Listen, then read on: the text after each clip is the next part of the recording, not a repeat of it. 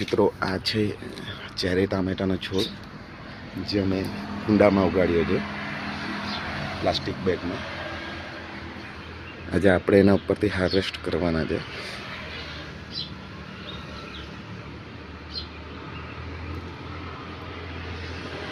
આ છે આપણા ચેરી ટામેટા.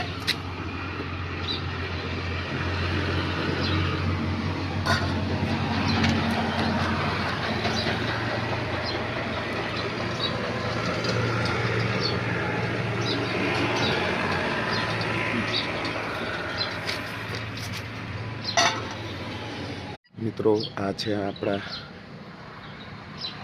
તીખા મરચાં જે આપણે પ્લાસ્ટિક બેગમાં ઉગાડ્યા છે.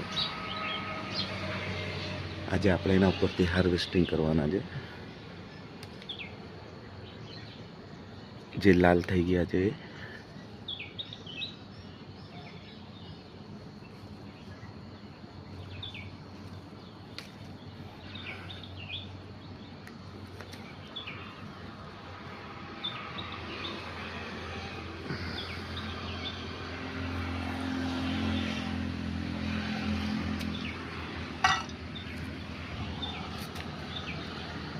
આ ખૂબ જ તીખા હોય છે, જેને પાપડ બનાવવામાં કે કોઈ પણ તીખી વાનગી બનાવવામાં યુઝ કરવામાં આવે છે.